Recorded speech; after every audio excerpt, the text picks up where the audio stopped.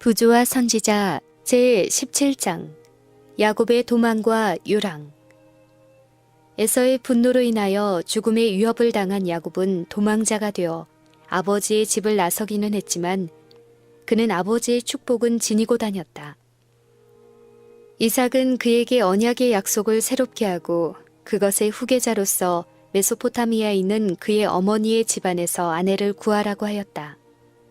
그러나 야곱이 외로운 여행길에 올랐을 때 마음에는 깊은 고민이 있었다.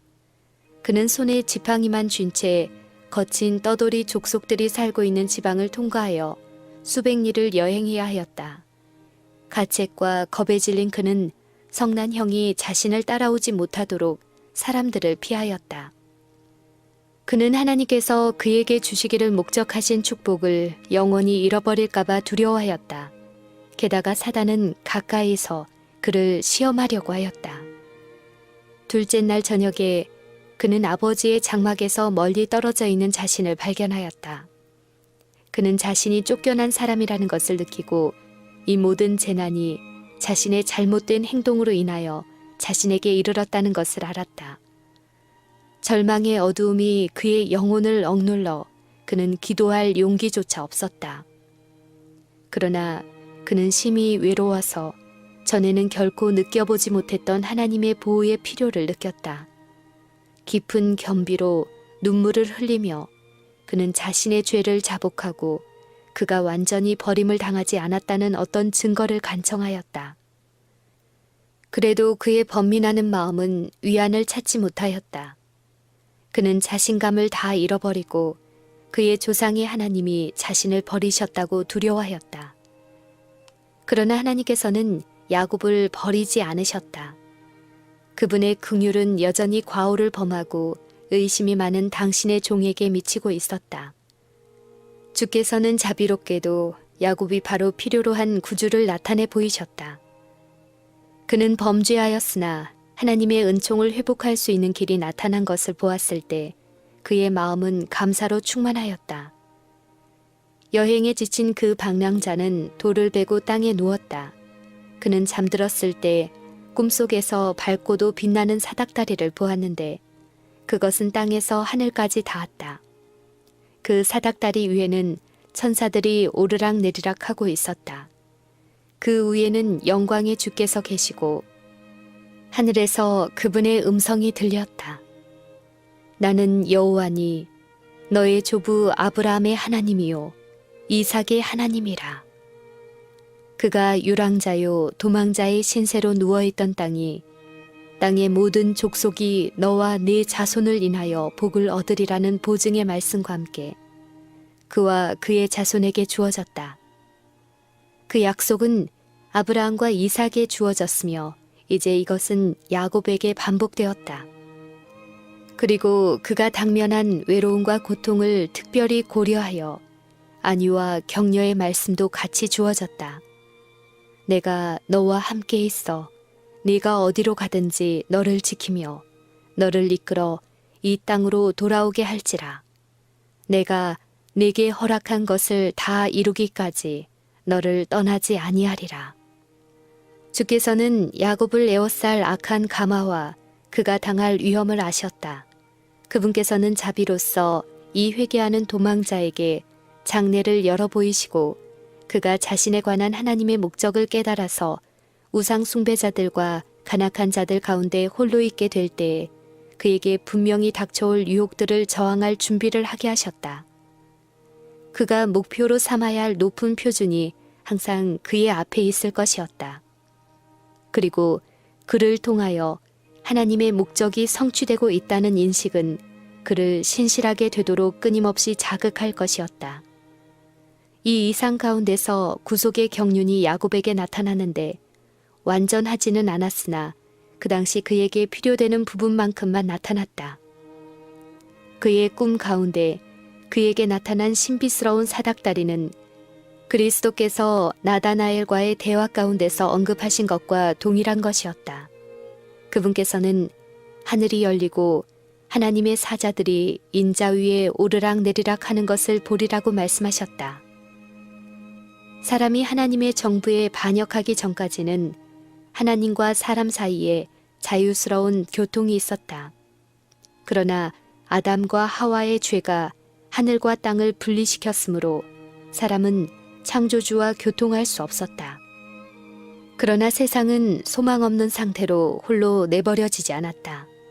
그 사닥다리는 하나님께서 정하신 교통의 매개인 예수님을 나타낸다. 만일 그분께서 자신의 공로로 죄가 만든 깊은 구렁에 다리를 놓지 않으셨더라면 섬기는 천사들이 타락한 인류와 교통할 수 없었을 것이다. 그리스도께서는 연약하고 절망적인 인생을 무한하신 능력의 근원과 연결시키신다. 이 모든 것이 꿈속에서 야곱에게 계시되었다.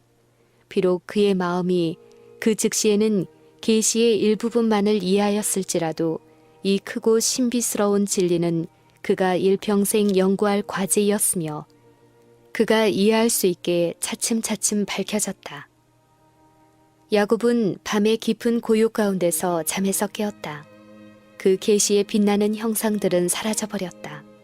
다만 한적한 산들의 희미한 윤곽과 그 위에 반짝이는 별들이 빛나는 하늘만이 그의 눈에 들어왔다. 그러나 그는 하나님께서 그와 함께 하신다는 엄숙한 느낌을 가졌다. 그 쓸쓸한 장소는 눈에 보이지 않는 임재로 가득 찼다. 그는 여호와께서 과연 여기 계시거늘 내가 알지 못하였도다.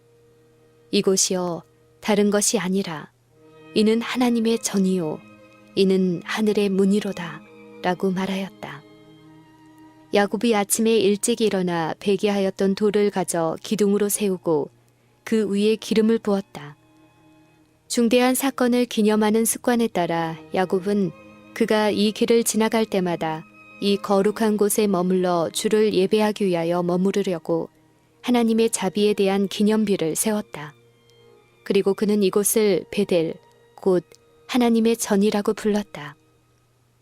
그는 깊이 감사하는 마음으로 하나님의 임재하심이 그와 함께 하시리라는 약속을 반복하였다. 그리고 그는 엄숙한 맹세를 하였다. 하나님이 나와 함께 계시사 내가 가는 이 길에서 나를 지키시고 먹을 양식과 입을 옷을 주사 나로 평안히 아비 집으로 돌아가게 하시오면 여호와께서 나의 하나님이 되실 것이요 내가 기둥으로 세운 이 돌이 하나님의 전이 될 것이요 하나님께서 내게 주신 모든 것에서 10분 1을 내가 반드시 하나님께 드리겠나이다. 야곱은 여기서 하나님과 약정을 하려고 한 것이 아니었다. 주께서는 이미 그에게 번영을 약속하셨으며 이 맹세는 하나님의 사랑과 자비의 보증에 대한 감사로 그의 마음에서 넘쳐나온 것이었다. 야곱은 하나님께서 자신에게 요구하신 것들을 시인해야 한다고 느꼈으며 또 자신에게 부여된 하나님의 은총의 특별한 표에 보답해야 한다고 느꼈다. 그와 같이 우리에게 내려주신 모든 축복은 우리에게 모든 긍휼을 베푸신 분에게 보답하기를 요구한다. 때때로 그리스도인은 자신의 지난 생애를 회고하며 시련 중에 붙드시고 모든 것이 어둡고 험악하게 보일 때에 그의 앞에 길을 열어주시고 힘이 쇠할 때에 그를 소생시킨 하나님의 귀중한 구원을 감사함으로 회상하여야 한다. 그는 그 모두를 하늘 천사들의 돌봄의 증거로 인식하여야 한다. 이 헤아릴 수 없는 축복들을 고려하여 그는 종종 겸허하고 감사하는 마음으로 여호와께서 내게 주신 모든 은혜를 무엇으로 보답할꼬 라고 자문해 보아야 한다. 우리의 시간, 우리의 재간, 우리의 재산은 우리에게 이런 축복들을 위탁하신 분께 거룩히 바쳐져야 한다. 우리를 위하여 특별한 구원을 베푸시거나 새롭고 얘기하지 않은 은총이 우리에게 허락될 때마다 우리는 말로써 감사할 뿐 아니라 야곱처럼 그분의 사업에 예물과 헌금을 드려 하나님의 선하심을 인정하여야 한다. 끊임없이 하나님의 축복을 받는 우리는 드리는 일도 끊임없이 해야 한다. 야곱은 하나님께서 내게 주신 모든 것에서 10분 1을 내가 반드시 하나님께 드리겠나이다 라고 말하였다. 복음의 충만한 빛과 특권을 누리는 우리들이 은총을 적게 받던 옛날에 살던 사람들이 드린 것보다 적게 드리고 만족할 것인가? 아니다. 우리가 누리는 축복이 더 큰 만큼 우리의 의무도 거기에 부합되도록 증거되어야 하지 않겠는가? 그러나 우리는 우리가 받은 축복을 얼마나 과소평가하는가? 측량할 수 없는 사랑과 헤아릴 수 없는 값진 선물의 보답함에 있어서 수학적 법칙으로 시간과 돈과 사랑을 측정하려는 노력은 얼마나 헛된가? 그리스도께 드리는 11조, 오 보잘것없는 금액이요 그렇게 값진 것에 대하여 얼마나 빈약하고 부끄러운 보상인가? 갈바리의 십자가에서 그리스도께서는 남김없는 헌신을 요구하신다. 우리의 모든 소유와 우리의 모든 존재는 하나님께 바쳐져야 한다. 하나님의 약속에 대한 새롭고 변치 않는 믿음을 가지고 하늘 천사들의 임재와 보호를 확신하는 가운데 야곱은 동방 사람의 땅으로 그의 여행을 계속하였다. 그러나 야곱이 그 땅에 도착한 것은 거의 100년 전 아브라함의 심부름꾼의 도착과는 얼마나 달랐던가. 그 심부름꾼은 수행인들을 거느리고 약대를 타고 금, 은 등 값진 선물을 가지고 도착하였었다. 그러나 그 자손은 지팡이 밖에는 아무것도 가진 것이 없고 외롭고 발병이 난 나그네였다. 아브라함의 심부름꾼처럼 야곱은 우물 곁에서 머물렀는데 그가 라반의 둘째 딸 라헬을 만난 것도 이곳이었다. 우물에서 돌을 굴려 양떼에게 물을 먹이는 봉사를 한 것은 야곱이었다. 그는 친척이라는 것을 알려서 라반의 집으로 영접되었다. 비록 재산도 수행원도 없이 홀로 왔으나 몇 주일 동안에 부지런하고 재간 있는 인물이라는 인정을 받아 그는 계속 머물라는 요청을 받았다. 그가 라헬을 위하여 7년 동안 라반에게 봉사할 것이 협정되었다. 고대에는 혼약의 제가 전에 신랑이 그의 형편에 따라 얼마의 돈이나 그에게 해당하는 다른 재물을 장인에게 지불하도록 요구하는 습관이 있었다. 이것은 결혼 관계의 안전을 보호하는 방편으로 여겨졌다. 아버지들은 가족의 부양을 위하여 준비되지 아니한 남자들에게 그들의 딸들의 행복을 위탁하는 일을 안전하다고 생각하지 않았다. 만일 그들이 일을 처리하고 가축이나 토지를 얻을 충분한 검약의 정신과 능력이 없으면 그들의 생애는 두렵게도 무가치하다고 판명될 것이었다. 그러나 아내를 위하여 아무것도 지불할 것이 없는 사람들을 시험하기 위해서는 다른 방법이 있었다. 그들은 요구된 결혼 자금의 가치에 따라 규정된 기간 동안 그들이 사랑하는 여자의 아버지를 위하여 일할 것이 허락되었다. 구혼자가 봉사를 충실히 하고 다른 점에 있어서도 합당하다는 것이 밝혀질 때 그는 그 딸을 자신의 아내로 얻었다. 그리고 일반적으로 아버지가 받았던 결혼 지참금은 결혼 때에 그 딸에게 주어졌다. 그러나 레아와 라헬의 경우에 있어서 라반은 그들에게 주었어야 할 결혼 지참금을 제멋대로 보류하였다. 그들은 메소포타미아를 떠나기 직전에 이것에 대하여 아버지가 우리를 팔고 우리의 돈을 다 먹었다고 언급하였다. 고대의 습관은 라반의 경우에서처럼 비록 남용되는 일이 때때로 있을지라도 좋은 결과들을 가져왔다. 구혼자가 그의 신부를 얻기 위하여 봉사하라는 요구를 받았을 때 그것은 조급한 결혼을 방지하고 가족의 생계를 유지할 그의 능력과 동시에 그의 애정의 깊이를 시험해 볼 기회가 되었다. 오늘날 우리 시대에는 그와 반대되는 길을 따라가므로 그 결과 많은 불행들이 생긴다. 결혼하기 전에 서로의 습관과 성질을 알 기회는 거의 없으며 일상생활에 관한 한 그들이 결혼 서약을 하기까지는 사실상 알지 못하는 경우가 흔히 있다. 많은 사람들은 저희가 서로 적합하지 않다는 것을 너무 늦게야 발견하며 그 결과 그들의 연합은 일평생 불행하다. 남편과 아버지의 게으름과 무능 혹은 악습으로 인하여 고통을 당하는 일이 종종 있다. 고대의 풍습을 따라 결혼 전에 구혼자의 성품을 시험하였더라면 큰 불행을 방지할 수 있었을 것이다. 야곱은 라헬을 위하여 7년 동안이나 충실히 봉사하였으나 그는 봉사의 세월을 그를 연애하는 까닭에 수일같이 여겼다. 그러나 이기적이고 욕심 많은 라반은 그렇게 귀중한 조력자를 더 오래 잡아두고자 하여 레아를 라헬 대신에 바꾸어 주는 무자비한 기만을 행하였다. 레아 자신이 그같이 속이는 일에 가담하였다는 사실은 야곱으로 그 여자를 사랑할 수 없다고 느끼게 하였다. 그가 분개하여 라반을 비난하자 라반은 또 7년간을 봉사하며 라헬을 주겠다고 제의하였다. 그러나 아버지는 레아를 버리지 말도록 강요하였는데 그럴 경우 집안의 불명예를 초래할 것이었다. 이리하여 야곱은 매우 고통스럽고 괴로운 처지에 놓이게 되었다. 마침내 그는 레아를 그대로 두고 라헬과 결혼하기로 결심하였다. 라헬은 항상 사랑을 가장 많이 받았다. 그러나 그 여자에 대한 그의 편애는 시기와 질투를 자극하였고 그의 생애는 이 자매 아내들의 맞결움으로 인해 쓰라렸다.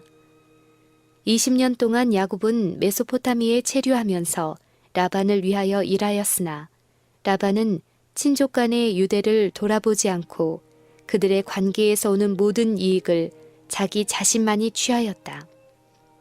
그는 자신의 두 딸을 위하여 14년의 노역을 요구하였으며 나머지 기간 동안 야곱의 품삯은 10번이나 변경되었다. 그래도 야곱의 봉사는 부지런하고 신실하였다.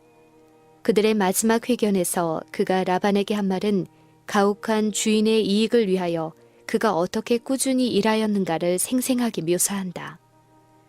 내가 이 20년에 외삼촌과 함께 하였거니와 외삼촌의 암양들이나 암염소들이 낙태하지 아니하였고 또 외삼촌의 양떼의 수양을 내가 먹지 아니하였으며 물려 찢긴 것은 내가 외삼촌에게로 가져가지 아니하고 스스로 그것을 보충하였으며 낮에 도적을 맞았든지 밤에 도적을 맞았든지 내가 외삼촌에게 물어내었으며 내가 이와 같이 낮에는 더위를 무릅쓰고 밤에는 추위를 당하며 눈붙일 겨를도 없이 지내었나이다.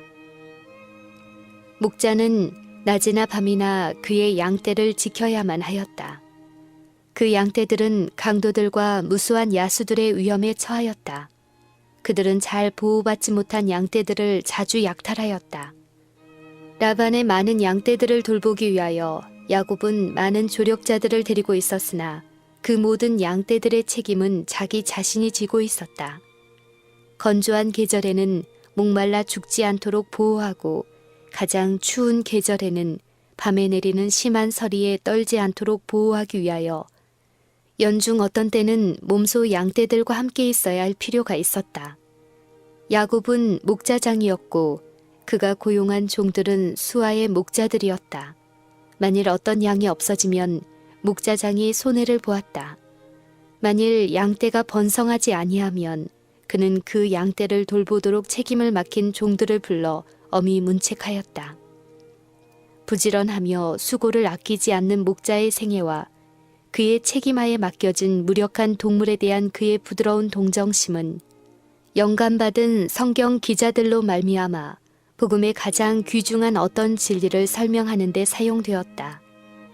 그리스도께서는 당신의 백성과의 관계에 있어서 한 목자로 비유되었다. 타락 후에 그분께서는 당신의 양들이 죄의 어두운 길에서 멸망당할 운명에 있는 것을 보셨다. 이 방황하는 양들을 구원하시려고 그분께서는 영예롭고 영광스러운 당신의 아버지의 집을 떠나셨다. 그분께서는 그 잃어버린 자를 내가 찾으며 쫓긴 자를 내가 돌아오게 하며 상한 자를 내가 싸매어 주며 병든 자를 내가 강하게 하리라. 내가 내 양떼를 구원하여 그들로 다시는 노략거리가 되지 않게 하고 땅의 짐승에 삼킨 바 되지 아니하게 하리라고 말씀하신다.